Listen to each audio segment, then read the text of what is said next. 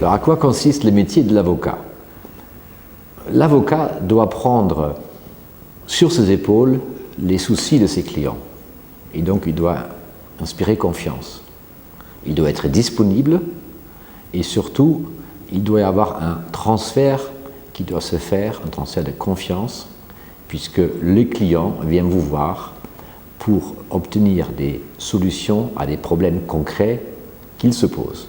En règle générale, vous avez un problème très complexe et l'avocat doit le simplifier au maximum et répondre aux questions et donc aux préoccupations de son client. Alors, j'exerce mon métier dans le cadre des procédures collectives, donc restructuring en droit anglais, droit américain, droit français. C'est un carrefour, une discipline carrefour où se croisent plusieurs disciplines de droit. Le droit de la procédure, vous plaidez devant un tribunal, le droit financier, le droit du travail, le droit fiscal, le droit de la concurrence. Et donc c'est un métier passionnant parce que aucune affaire ne ressemble à l'autre. Alors comment se présente une journée de travail dans un grand cabinet comme Clifford Chance? Le monde appartient à ceux qui se lèvent tôt.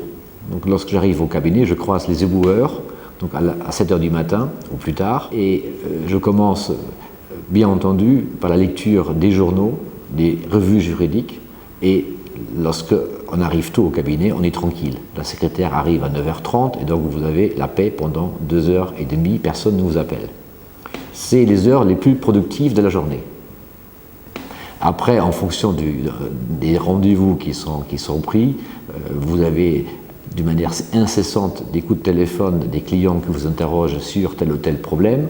Vous avez des réunions quelquefois bancaires, vous avez des réunions avec le tribunal, vous êtes en train de préparer votre plaidoirie, vous plaidez devant le tribunal, et puis la journée passe de cette manière-là. Vous avez peut-être un déjeuner, si vous avez de la chance, vous avez un déjeuner d'affaires dans un grand restaurant. Il faut manager son équipe, il faut distribuer le travail, il faut essayer de transmettre, donner envie de travailler aux jeunes avocats qui demandent que ça. Donc il faut les amener partout, il faut qu'ils comprennent comment ça fonctionne. Et il faut qu'ils comprennent ce que veut le client et quelle est l'exigence d'un cabinet comme le nôtre pour essayer de répondre à toutes ces questions.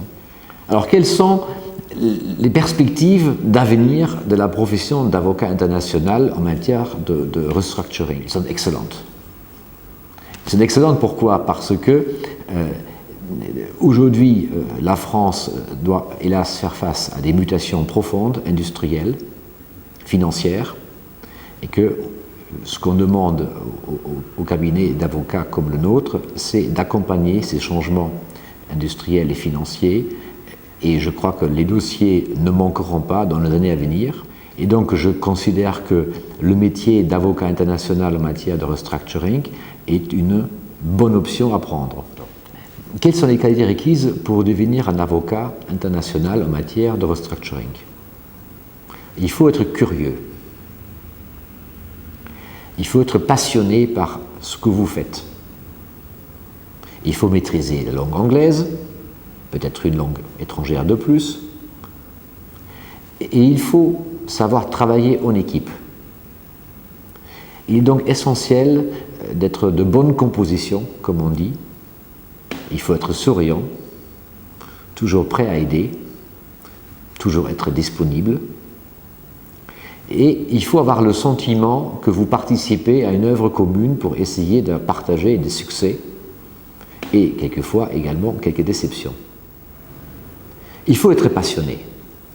Parce que si vous n'êtes pas passionné, vous ne pouvez pas travailler pendant 12 heures par jour, 6 jours sur 7, voire plus.